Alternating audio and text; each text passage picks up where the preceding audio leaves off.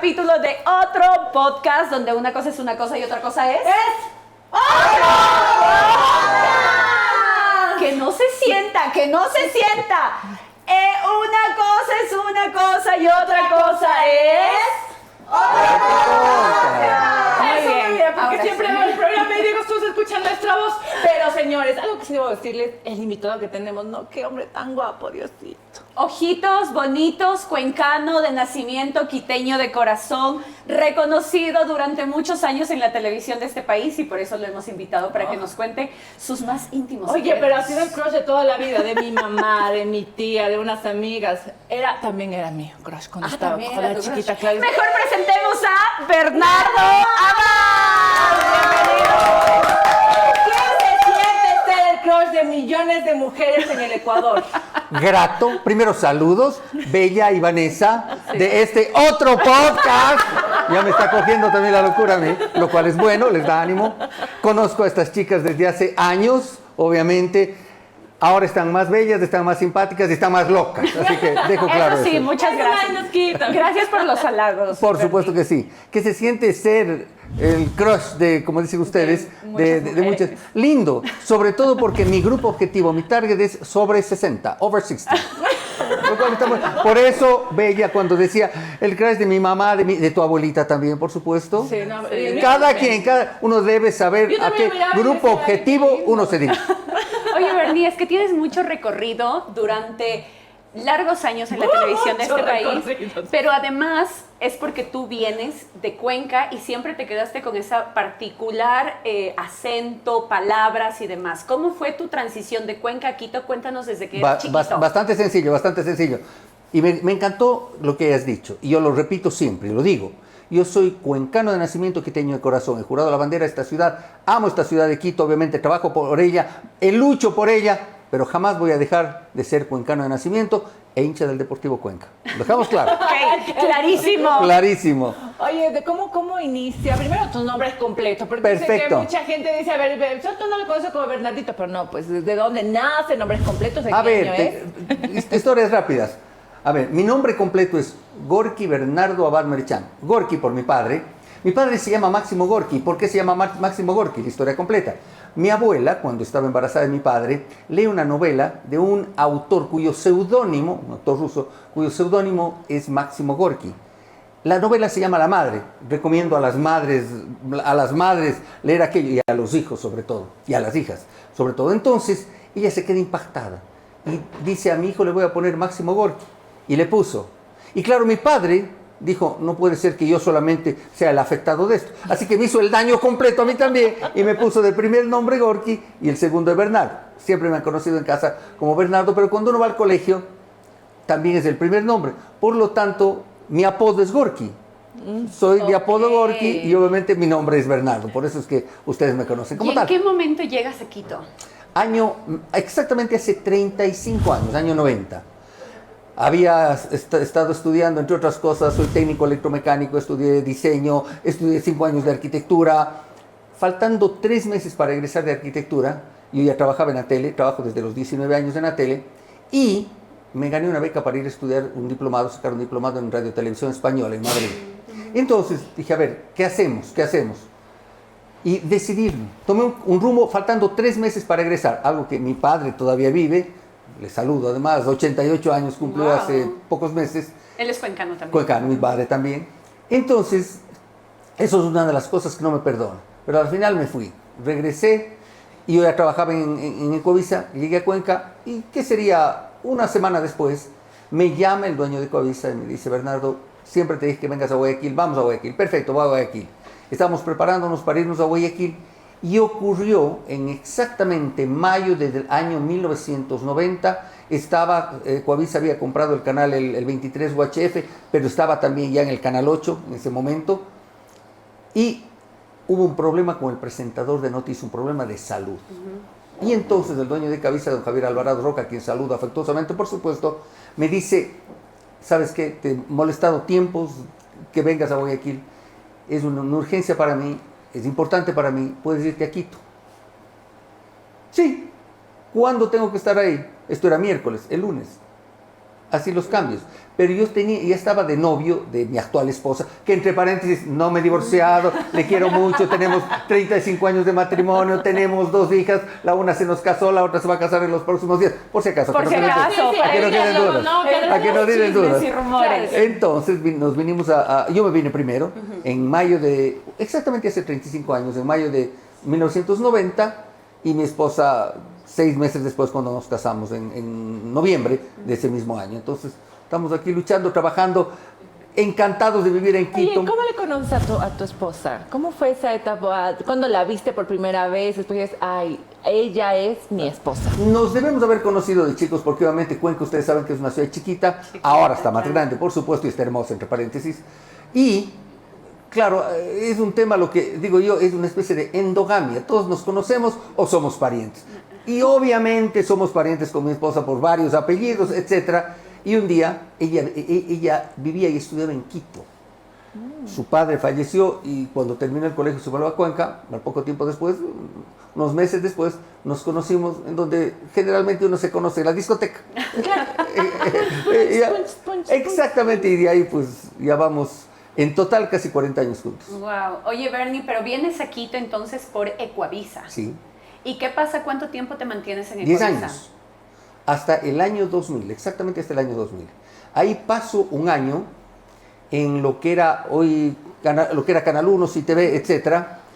Y luego de eso hubo problemas en Teleamazonas. A quienes no lo recuerdan, pues Teleamazonas tuvo un cambio de dueño, de propietario, etcétera. Y ahí Jorge Ortiz y yo fuimos los primeros contratados de la nueva administración de Teleamazonas.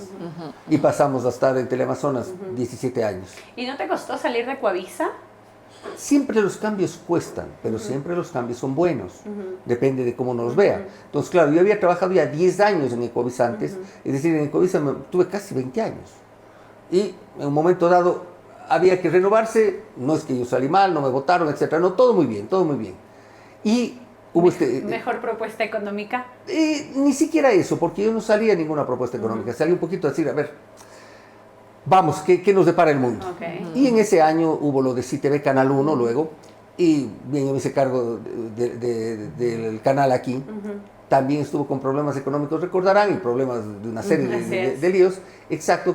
Y ahí es cuando salió la oportunidad en Teleamazonas. Y en Teleamazonas, que además ese canal se convirtió en tu casa por muchísimos 17 años. 17 Claro, años. y además que es el canal probablemente de donde mucha gente te reconoce hasta el día de Sí, hoy, sí, porque tú armaste campañas lindísimas, preciosa. humanas, Comunidad que fue... Sí, comunidad que te apropiaste y que de verdad llevaste a otro tipo de estándares también. Sí, eso fue interesante. Primero en Ecuavisa muchos me reconocen, pero ya las over 60, por si acaso. Claro, la Y Teleamazonas, ahí fue una ventaja, y lo voy a decir públicamente. Uno de los mejores jefes que he tenido es el doctor Fidelegas Grijalva, quien estuvo a cargo de Teleamazonas, obviamente fue por mucho tiempo propiedad de él, y cuando nos tomaba la lección, literal, los días martes que teníamos reunión con él durante los primeros 2 años, él decía, Teleamazonas tiene que ser ese medio de comunicación que sirva a la ciudad, que sirva al país, que sirva a la comunidad. Entonces me dijo, quiero, Bernardo, que hagas un programa que se identifique con la comunidad. Doctor Regas, alguna pregunta, me dijo, no me puedes preguntar nada a mí, yo quiero que lo hagas como tú creas que lo debes de hacer. El experto eres tú, para esto contraté. Si no, hubiera contratado a un banquero, por supuesto. Entonces, dejó en libertad casi total de, obviamente, hacer que Teleamazonas y sobre todo el programa de la comunidad sea el que se identifique con el ciudadano común y corriente, con las personas normales y corrientes que querían saber lo que ocurría en la ciudad.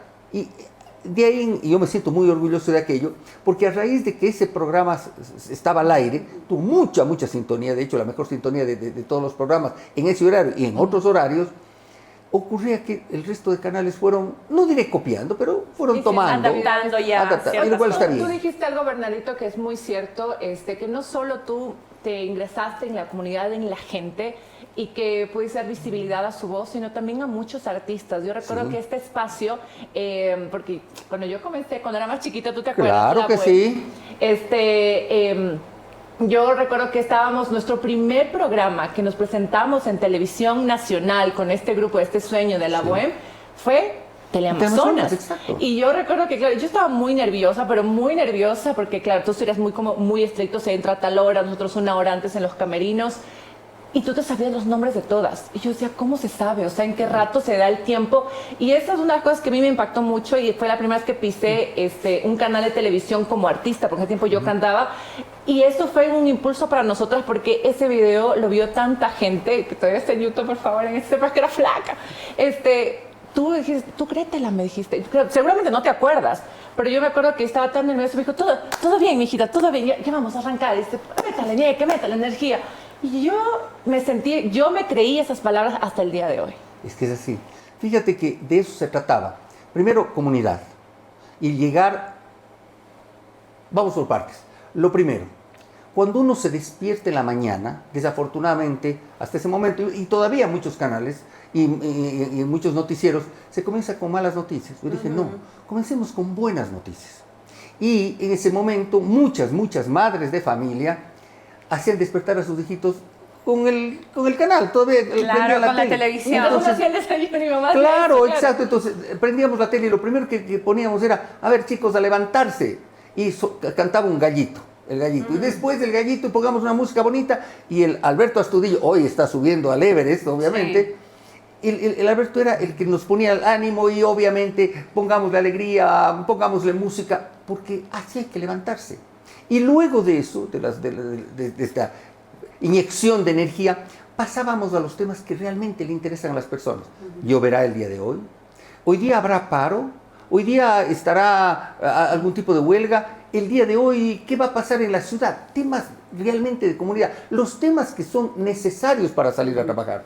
Hoy trabajamos, es feriado o no es feriado, y recordemos que al fin viernes y de quincena, cuski. Exactamente. Ese tipo de cosas son lo que le interesa. Y luego pasábamos del segundo bloque ya a temas un tanto más mundanos y un tanto más duros.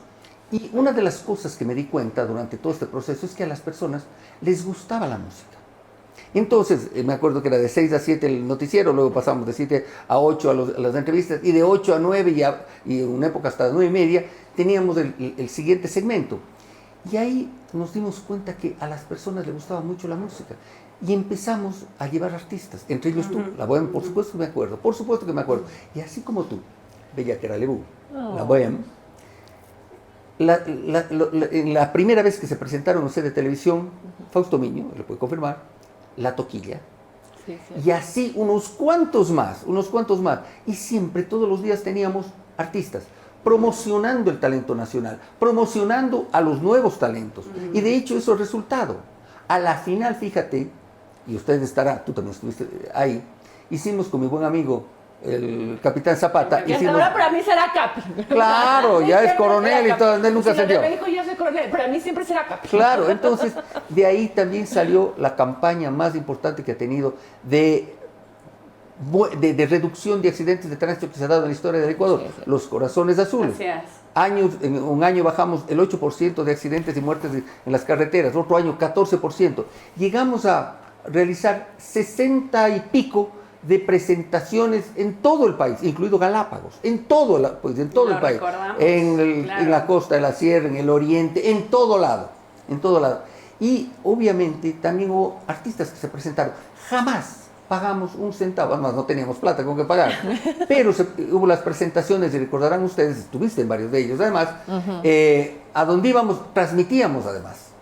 Y era impresionante lo que se logró. El cálculo, el otro día que estábamos conversando con el compadre Zapata, calculábamos nosotros unas 2 millones de personas que se reunieron en los diferentes conciertos, no de una sola vez, no, ni mucho menos, pero en los diferentes conciertos. ¿Y a dónde llegó? Pues a miles de personas. Recuerdo en ciudades como estuvimos en Loja, en el Carchi, en la frontera mismo, luego del incidente que hubo con Colombia, sí, nosotros hicimos los corazones hermanos, con Colombia y Ecuador, pero en la frontera, en el límite, eran 2 metros, y realmente recuerdo con orgullo y con mucho cariño la cantidad de colombianos que llegaron. Y una de las cosas justamente que ocurría es que ustedes lograron no solamente unir a los artistas, no solamente unir a la comunidad, sino generar un mensaje de paz, Exacto. de cambio y de conciencia, porque de eso se trataba esa campaña de Corazones Azules. Yo entre los millones de recuerdos, millones, porque estaba en el noticiero, en esa época nos dedicábamos, bueno, nos seguimos dedicando al tema de promoción de artistas, y casi que yo pasaba metida en el canal llevando a Así es. diferentes artistas y miren lo que me encontré. Una Ay, de las fotos, ¿te acuerdas? ¡Claro! De esto? Con el Cid de la Era del Hielo. Que vino todo el equipo del Era del Exactamente. Andreita, el Alberto, el pequeñín que le llamo yo, el Cid Exacto. y yo. Y el Cid y el Bernie justamente, esto fue en el año 2013, previo a la presentación de la Era del Hielo, que además era un espectáculo que se presentaba en ese momento en el Coliseo Rumiñahui, y que ustedes como canal siempre dieron la apertura para el tema cultural, para el tema musical, y que como digo también llevaban este tipo de mensajes. Bernie, dentro de todos estos millones de años de experiencia, ¿cuándo metiste la pata? Muchas veces. Por Tipo, si acaso, ¿qué te acuerdas? por si acaso, meter la pata significa cometer errores. Nadie vaya a creer otra cosa. Por si acaso, Por si acaso, saquen de O sea, contexto. Todos sabemos qué es pata, es que Saquen de ahora con contexto. la sensibilidad por si de las acaso, cometer generaciones. errores. Todos los días. Porque obviamente, fíjate lo que era un programa en vivo de varias horas. Y entonces uno cometía el error, a veces se equivocaba de nombre, se equivocaba de lo que De mandar venía. la nota. De mandar Otro una serie tema. de cosas. Pero cada día también era un aprender. Porque cada metida de pata, error, entiéndase, por supuesto, uno los corrige. Entonces, claro, después eran horas que podíamos estar ahí sin cometer errores, sin meter la pata, limpios. Y así ocurrían cosas, no recuerdo tantas, estábamos, oye, de lunes a viernes, y a veces hasta el sábado en transmisiones en vivo, y un montón de cosas, entonces ya no sé ni cuántas veces. Yo te cuento una, Una, justamente. señor, porque yo Ajá. sé una, señores, que A ver. verdad o mentira, que en uno de los eventos, literal, con todo el equipo de algunos medios, tuviste un accidente en un ascensor. Sí, claro, en Loja. ¿Qué Lo pasó? digo. Cuéntanos. A ver, estábamos justamente en el día previo al concierto de los Corazones Azules en Loja, en el estadio Reina del Cisne, en el cual, fíjese lo que me acuerdo, se iba a presentar, porque ellos se ofrecieron a presentarse, los Panchos de Ajá. México. Entonces estábamos yendo a promocionar Corazones Azules en uno de los centros comerciales. Nos subimos al ascensor, Tania Salas, las tres suquillos, Los suquillos. estaba el Alfredo Campo, estaba yo y alguien más. Nos subimos al ascensor, que eran 2 pisos arriba, y el momento de subir se rompe la cuerda. Y nos vamos para abajo 2 pisos. Por suerte fueron solamente 2 pisos. Oh my God. Cada quien reaccionó como pudo. El Alfredo Campo, que es grandote, se Claro. dio contra la parte de arriba, contra la pared de arriba, digamos. Se torció el cuello, por suerte no fue más. Y las suquillos también se golpearon. Claro, tuvo que llegar los bomberos, nos tuvieron que sacar. Por suerte, de esas cosas de la vida, yo reaccioné y me puse un poco en cuclillas, pero fue cuestión de segundos, no menos de segundos, y logré rebotar. Yo no me caí siquiera, pero el resto de las personas que estaban ahí, durísimo. Entonces, claro, después, en esa situación de susto de todo, las pobres suquillos lloraban, el Alfredo Campo Claro. torcido, había Qué 2 gran personas más. susto. Oye, ¿pero qué se te pasó por la mente en esos 2 segundos? Porque después de que sales de ese shock, Sí, sí. dices, Dios mío, ¿qué hubiese pasado? Sí, mis hijos... Eran más pisos. su esposa. Exactamente. ¿Qué pensaste? Sabes que ese momento mi preocupación fue las damas que estaban golpeadas, porque se cayeron. Y mi preocupación es cómo están, porque yo estaba bien. Estoy entero. Estoy completo. Y claro, las 3 suquillos que estaban ahí, ¿no? Y están bien, ay, pobres, lloraban, se pegaron el susto. El Alfredo Campo, que es un grandote, dije no pasó nada, pero sí se golpeó porque, como es grandote, Claro. se Oye, golpeó. Bernie, de todos los reportajes que hiciste, ¿cuál te ha calado en el corazón? ¿Cuál te caló en el corazón que generaste algún tipo de ayuda, algún tipo de cambio? ¿Te rebobinó quizá a ti alguna emoción? A ver, no diré un solo reportaje, porque aquello sería muy poquito. Más bien esos temas. Primero la Josefina, en el año 92, usted estaba muy chiquitas, posiblemente no nacían, En el año 92 hubo esta inundación en la zona de Paute. Y es mi tierra. Hubo se embalsó el río Paute y empezó a subir el nivel. Y conforme subía, obviamente iba llegando más arriba y acercándose a las casas. Cuando ocurrió aquello, de madrugada, lo primero que hice es llamarme a Cuenca. Yo sabía lo que era y me ofrecí voluntario, voy a este momento. Y así fue, me fui. Pasé 62 días subido en una montaña frente a lo que era el embalse. Y claro, cuántos millones de metros cúbicos de tierra embalsaron toda esa agua que venía del río. Por comentarles, si la represa de Mazar actualmente tiene 400 millones de metros cúbicos de agua, posiblemente eso y más estaba en este embalse.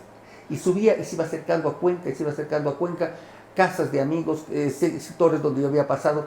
Entonces era realmente terrible. Y mi trabajo estaba arriba, entonces nosotros habíamos conseguido una carpa grande y habíamos instalado todo un set de televisión ahí con generadores, con energía eléctrica. Generadores, porque era en el cerro realmente. Teníamos camarógrafos, teníamos equipos, éramos como unas 10 personas que pasamos ahí metidos. Habían cambios, ¿no? Había cambios, llegaban unos, otros, excepto yo. Yo decía, salten, no, esta es mi casa, esta es mi tierra, ¿qué es? Y me quedé. Entonces eso me impactó. A la final, luego de un largo trabajo que googleé, por favor, Josefina 1992, que es lo que ocurrió en Cuenca, ahí se van a dar cuenta de lo que fue, la magnitud de ese tema. Fue una tragedia. Es una de las que me impactó. 3 años después, año 1995, la guerra o el conflicto no declarado con el Perú. Yo fui en el año 94, de noviembre a diciembre del año 94 a Perú, para ver lo que pasaba ahí. Y en el Perú no pasaba nada, mientras aquí las fuerzas militares se movían.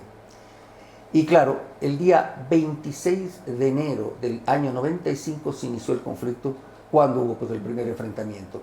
A la madrugada del día 27, me llaman de la Presidencia de la República. En ese entonces Santiago Aguilar, mi buen amigo, secretario de Comunicación, me dice, comenzó la guerra. Estabas esperando, comenzó la guerra. Y estuvimos de madrugada transmitiendo ya desde el Palacio de Gobierno, y en ese momento, horas después, a las 10 de la mañana, llegaron los embajadores de los 4 países garantes del protocolo de Río de Janeiro, Estados Unidos, Chile, Argentina y Brasil.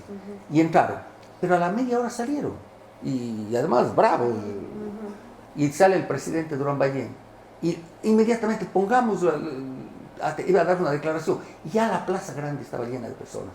Y el presidente Durán Ballén, lo digo con emoción, se dirigió a los ecuatorianos, y dijo: ecuatorianos, se ha iniciado un conflicto, de los múltiples que han habido entre Ecuador y Perú. Y los embajadores de los países garantes han venido a decirnos que retrocedamos, han venido a decirnos que nos rindamos, porque si no puede haber una masacre y que obviamente ellos no pueden garantizar que pase. Y el presidente Durán Ballén dijo, y yo les he respondido que ahora no vamos a retroceder, que no vamos a dar ni un paso atrás. Eso cambió la vida de este país. Ni un paso atrás.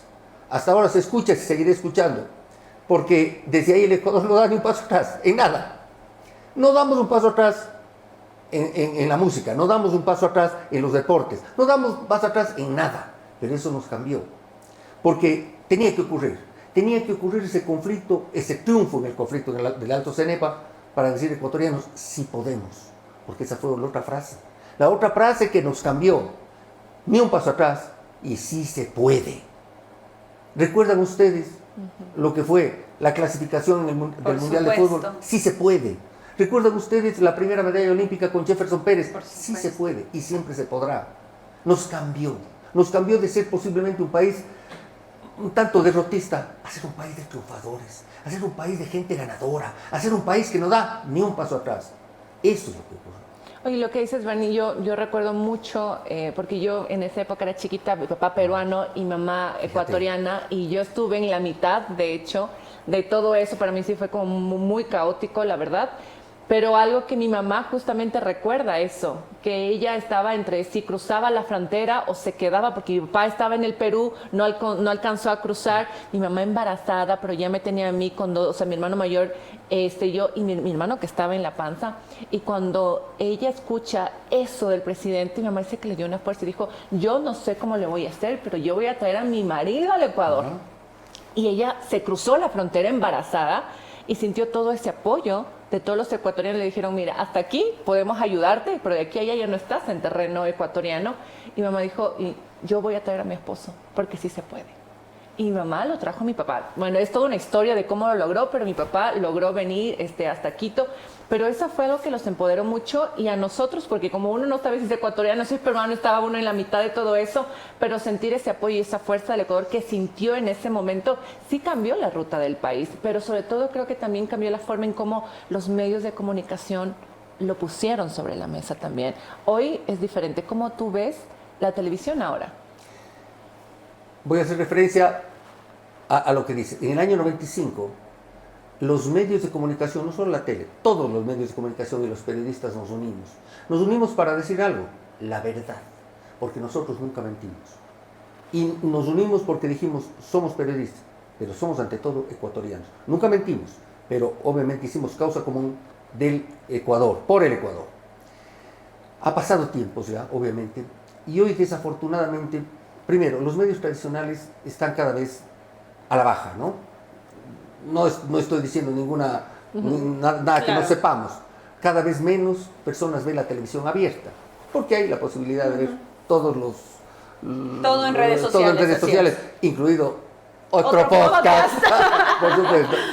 Y claro, ahora, con todos los avances tecnológicos, hay el periodismo de la calle, en el cual obviamente hay que saber diferenciar y ver cuál es que realmente el video, si el video es una noticia, no es una noticia, si es real, porque hay no es real. Exacto, mucha fake news. Yo sigo confiando en los medios tradicionales, porque los medios tradicionales serios siguen siendo serios, los canales de televisión nacionales, los periódicos nacionales, lastimosamente cada vez menos, ahora hay portales de periódicos muy buenos y no sé si puedo decir algún nombre, lo que sea, por supuesto. Por ejemplo, yo confío en Ecovisa, en Teleamazonas, confío en RTS, confío en Unción Televisión, confío en TC Televisión, porque son medios que están trabajando por la comunidad y tienen seriedad. Los periódicos, obviamente, desapareció lastimosamente el Hoy, pero el Comercio sigue habiendo, el Universo, el Expreso, el Metro, está bien. Y radios. Fíjense ustedes que las radios es algo que se viene reforzándose durante los últimos años porque, quiérase que no, estamos en los vehículos, que es básicamente en donde uno oye la radio. Y yo sigo escuchando, y sé que muchos siguen escuchando la radio y los programas de radio, obviamente la prensa seria. Ahora, ¿qué es de los portales que hay que creer y los que no hay que creer? Yo voy a decirlo públicamente. Un portal al que le creo mucho es Primicias, porque es serio, y lo ha demostrado. Hay otros portales que también son serios, pero hay ciertos portales que fungen de hacer periodismo y en realidad es un activismo político o un amarillismo. Entonces, claro, han cambiado las formas, obviamente, de recibir la información. Son mucho más rápidas, pero al segundo estamos, obviamente, conociendo alguna información, pero también debemos, a mi criterio, discernir sobre lo que es verdad, sobre lo que es mentira, que es fake y que no es fake. Entonces, es complejo este momento. Y el bombardeo de información. Nosotros, de pronto, los más maduritos, por no decir viejitos, tenemos ya, por lo menos, esa experiencia de decir, es esto siempre dudar, ¿será fake o será real? ¿Esto será real? Etcétera, sobre todo en las redes, ¿no? Sobre todo en las redes, en los medios virtuales. Y con la inteligencia artificial mucho más. Claro, exactamente, entonces hay que tener mucho cuidado. Pero repito, sigo confiando en los medios tradicionales, aunque los medios tradicionales... No confío en mí. No, los medios tradicionales son vistos cada vez. Tuviste un recorrido impresionante en medios de comunicación, lo que te generó mucha credibilidad también, lo que te permite tener una exposición mediática, un reconocimiento público. Y eso también te ayudó para iniciar tu carrera política. ¿Qué pasa en esa ruptura entre Teleamazonas y el inicio de tu carrera política? ¿Lo venías pensando desde antes? Hay muchos periodistas que critican el paso del periodismo a la política. Hay otros que dicen que no, que es la forma correcta en donde uno se vuelve más actor que crítico. ¿Qué pasó por tu mente? ¿Cómo venías preparándote? ¿Y en qué momento decides pasar a la otra parte? Comentemos primero qué es lo que pasó. Obviamente, en ese momento, estamos hablando de hace 9 años, estaba todavía en el poder un señor que actualmente está prófugo. Yo estoy aquí con ustedes conversando. ¿Cuál es la gran diferencia? ¿No? Por supuesto. Entonces, el momento en que, por presiones de este caballero, si se le puede llamar caballero, por supuesto, salgo. Bueno, pero la vida es así.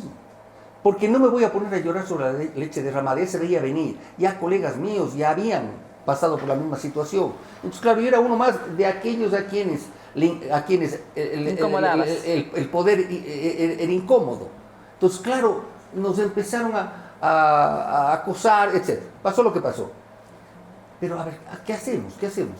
Por suerte, obviamente, la providencia, etcétera, tenía amigos en ese momento en cargos políticos, entre ellos obviamente el exalcalde, mi buen amigo Mauricio Rodas. Y dice, vente a trabajar con nosotros. Perfecto, damos el paso. El trabajo es trabajo. Claro. No nos pongamos en esa situación. Entonces pasé a dirigir los medios públicos del municipio de Quito. Luego de eso estaba de secretario de general de Seguridad y Gestión de Riesgos, el capitán, todavía, no, ya estaba de coronel, Juan Zapata, ya había dejado la policía un tiempo antes. Entonces empecé a trabajar con él. Alguien dirá, de seguridad, sé algo, no mucho, pero tomando en cuenta que la Secretaría de Seguridad tenía bajo su égida algo así como 5.000 personas, cuerpo de bomberos, cuerpo de agentes metropolitanos de control, policía de tránsito, etcétera, etcétera, etcétera, necesitaban alguien que haga la labor de coordinación entre instituciones. Y me dijo, lo que necesito es alguien que me haga la coordinación interinstitucional y que sea obviamente pues alguien que maneje relaciones públicas, etcétera. Eso sí sé. Eso sí, Eso sí para sé. eso sí. Para hacer algo sí sé. Entonces fue lo que se hizo, cada uno en su andarivel, área. claro. Y bien, entonces en un momento dado nos propusieron entrar para ser parte del equipo que fue a hacer la candidatura con Paco Moncayo a la alcaldía, Juan Zapata a la prefectura, y yo era el primer candidato a la concejalía por el Distrito Norte. Y así fuimos. Ocurrió lo que ocurrió. Yo todavía sigo pensando de que hay un fraude terrible. No ganó Paco, no ganó el Capi Zapata, etc. Yo sí gané. Y estamos aquí, ya en segundo periodo. Fui reelecto concejal, gracias al pueblo de Quito, gracias por la confianza, gracias por creer en mí, por supuesto. Y estamos ahí, trabajando por la ciudad, ahora desde el ámbito político. Y lo que decías, Vane, por supuesto, una cosa es con guitarra y otra con violín. Una cosa es la crítica, una cosa es, a ver, estamos reportando e informando sobre algo que está ocurriendo en la ciudad. Muy bien, y uno exige respuestas. ¿De quién? De la autoridad. Pues ahora estoy del otro lado. Ahora a mí me exigen respuestas. Entonces, obviamente, cuando me exigen respuestas, tienen razón. Lo primero que me pongo a pensar es, y digo, yo también exigía respuestas. Así que hay que darle respuestas a la ciudadanía.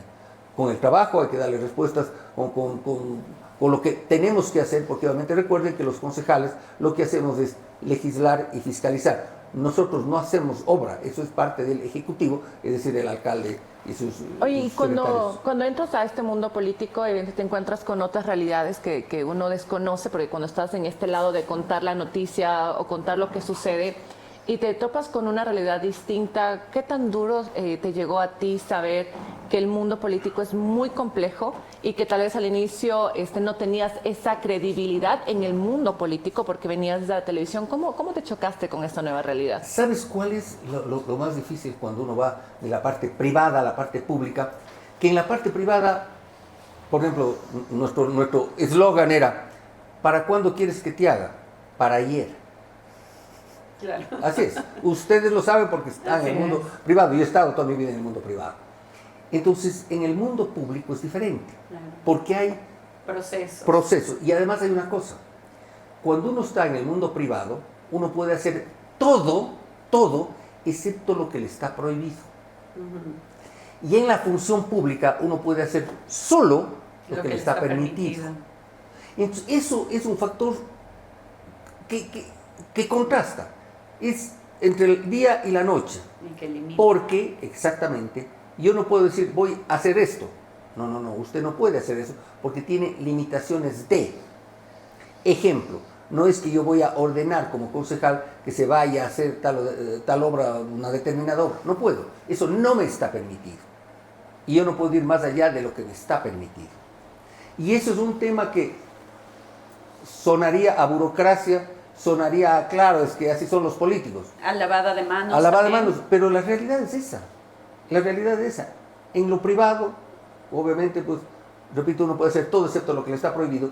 En el mundo público uno puede hacer solo lo que le está permitido. Oye, Bernie, una de las diferencias quizá que vemos y que, como tú dices, como público, como ciudadanos, más bien dicho, nosotros exigimos constantemente respuestas. Yo tuve la posibilidad de trabajar en la Asamblea Nacional, en donde primero me dio una decepción absoluta de la parte política, justamente por lo que acabas de decir, porque tienes limitado el trabajo y los recursos probablemente hasta dónde puedes llegar. Ayer justamente estuve visitando por casualidades de la vida un orfanato que lo visité con el ex asambleísta.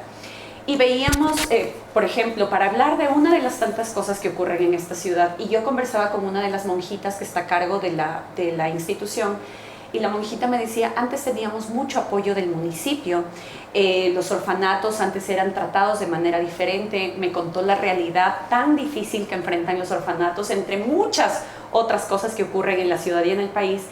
Y ella me decía, nos presentaron de hecho a uno de los jóvenes que está saliendo en este momento, que tiene 17 años con 8 meses y en 2 meses tiene que abandonar el centro. No tiene trabajo, probablemente no sabe nada, hacer nada, y por más que te parta el alma, las monjas no pueden hacer nada.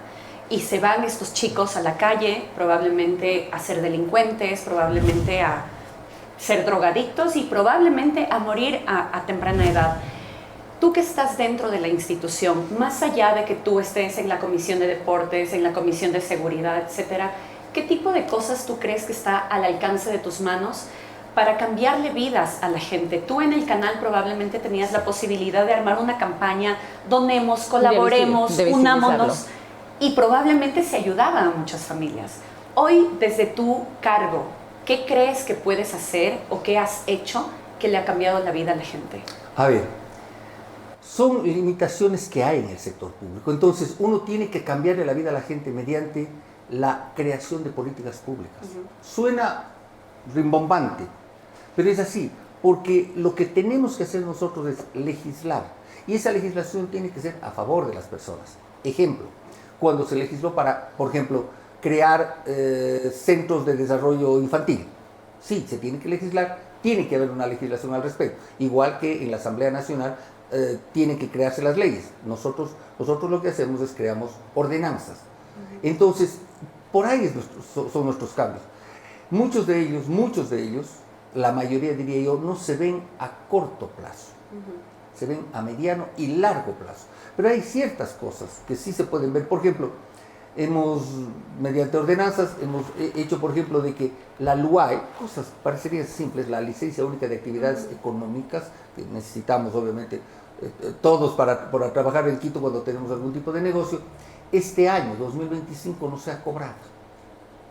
Una ventaja. O sea, renovada inmediatamente, sin problema. Otra cosa, ¿se acuerda usted de la famosa patente municipal? Claro. La patente municipal que nos toca a todos los quiteños y a todos los ecuatorianos, sí. Pero se tiene que pagar obviamente por GAT, por cantón. Entonces, esa patente municipal era casi a dedo. Casi a dedo, es decir, usted es ingeniero, usted paga $100 de patente municipal. Usted es taxista, usted paga $20 por patente municipal. Usted es periodista, y a dedo, aquel sujeto que no me quiero acordar, dijo casi, usted es periodista, su patente es de $200. Pero nosotros ganamos como ingeniero, no ganamos como médico. Y así fue. Y así fue. Los periodistas teníamos en esta ciudad de Quito una de las patentes más altas a pagar. Y no es que seamos no siguen siendo los que más ganan, ni mucho menos. Entonces, lo que se hizo es, tomando una ley nacional que tenía que, obviamente, no dice que se puede reglamentar la patente, y además la patente puede ser cobrada de acuerdo a lo que definan los gobiernos autónomos descentralizados, cobrada, no puede dejarse de cobrar aquello. Entonces lo que se hizo es igualar a todos, y ahora todos pagamos $15. Y no solamente eso, porque antes se pagaba por ejemplo, por actividad. Tú eras periodista, pero además eras cantante.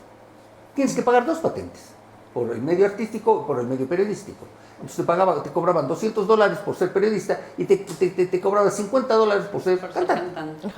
Ahora no, ahora es $15 por todo. Por ejemplo, ese tipo de cosas que muchos no lo saben, no tienen por qué saberlo, pero ese son el tipo de cosas que cambian. No diré la vida, pero cambian mucha bastante. dinámica. Exacto. Oye, mi Bernardito, pero evidente tú lo sabes ahora, lo entiendes mucho mejor por la experiencia. Y tú tomaste el tema del legislativo. ¿Qué piensas tú sobre que hoy por hoy en la Asamblea muchos son tan jóvenes que tienen 18 años y que su primera chamba es la Asamblea, donde se plantean justamente estos cambios?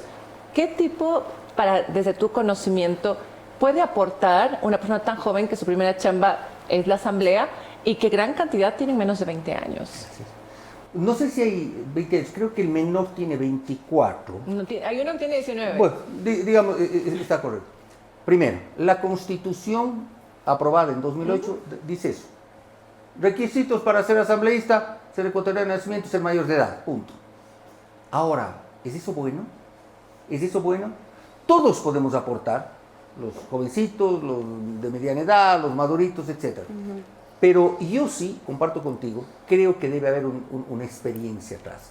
Debe haber algo que se haya hecho en la vida para poder ir y crear las políticas públicas que van a generar un cambio.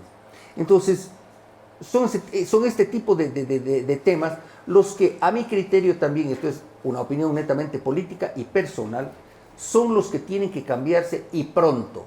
El presidente Daniel Noboa ofreció una asamblea constituyente. Me parece que no es la forma de una asamblea constituyente, pero sí es urgente cambios en la Constitución. Este podría ser uno, por ejemplo. Lo que se está proponiendo, que entre los cambios de la Constitución se reduzca el número de asambleístas y pase a ser una asamblea bicameral, no unicameral. No solamente asambleístas, sino diputados y senadores, como era antes. Entonces, ese tipo de cosas a mí me parecen buenas, entre otras múltiples. No estamos en un programa político, por lo tanto no las voy a enumerar, pero sí son este tipo de cosas que creo que valen la pena y se tienen que hacer los cambios necesarios para mejorar el que los asambleístas puedan hacer lo que les corresponde. Política pública para mejorar el sistema de vida de las personas. Oye, Bernie, nos pusimos ahí a profundizar en la parte política y en la parte profesional, pero queremos conocer tu parte personal. Claro. Tienes 2 hijas, una de ellas recientemente se casó, la otra está por casarse. ¿Cómo has combinado tu vida profesional con tu vida personal? Porque ha sido muy demandante también. Sí. El tiempo que has tenido que dedicar y mucho más ahora la parte política también. ¿Cómo la combinas? ¿Qué te dicen en casa? ¿Cómo va la relación con tus hijas, con tu esposa? A ver, esto les quiero contar, creo que por primera vez o muy pocas veces lo he dicho. Ya no hay cómo arrepentirse de lo que uno ha hecho. Pero de pronto, al compartir una experiencia, les puede quedar a algunas personas. La vida no es solo trabajo. Cuando yo vine a vivir acá, nos casamos con mi esposa, 3 años después tuvimos a nuestra primera hija, 3 años después a nuestra segunda hija. Yo salía antes de que las chicas, las guaguas, se despierten. Yo salía a las 5 de la mañana a trabajar. Y la mayor parte del día regresaba a las 9 de la noche. Y ya estaban dormidas. Mi esposa hizo lo que le correspondía, y lo cual agradezco. Y obviamente, pues, hizo algo que realmente hizo que nuestras hijas sean buenos seres humanos. Cuando estaba en la tele, por ejemplo, les prendía la tele y decía: este es el papi. Ahí me vayan reconociendo. Y cuando venía y estábamos todo el tiempo, tratábamos de tener un tiempo de calidad juntos. Pero, te juro, ahora, y a todos les digo de corazón, el trabajo no es lo principal en la vida.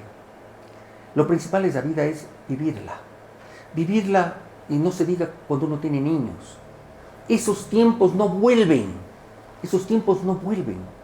El poder ver al niñito que le sale, a la hijita que le sale el diente, no vuelve.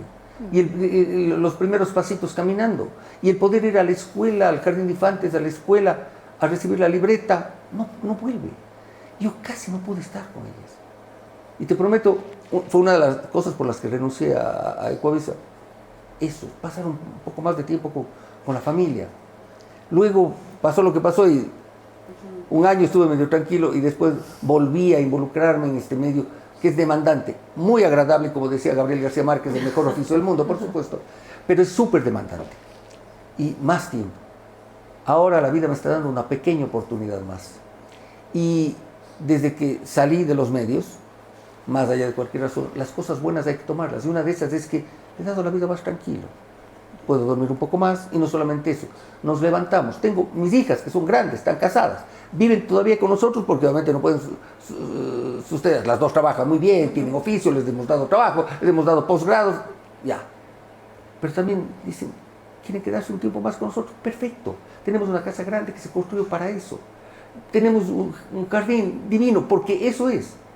Y ahora mi esposo y yo nos levantamos a las 6 de la mañana solamente para hacerles el desayuno. Ella más que yo, por supuesto. A mis hijas, que la una va a trabajar, las dos van a trabajar, la una más temprano que la otra, para hacerles el desayuno. Y les damos. Y conversamos. Y en la noche nos quedamos haciendo sobremesa. Y los fines de semana pasamos juntos. Y esperamos con ansia nietos, que estas no. Oye, ¿cuál es ese talento que nadie conoce que tienes? Aparte de tu trabajo y todo, pero siempre hay el talento a la cocina, el vóley, el fútbol. Bueno, era jugador de vóley completo, el fútbol y todo. Pero ahora diré que el talento mío es conversar. Me encanta conversar. Entonces, charlar. Por eso vino otro podcast. Exactamente. Entonces, claro, nosotros somos muy invitadores. En casa siempre hay gente.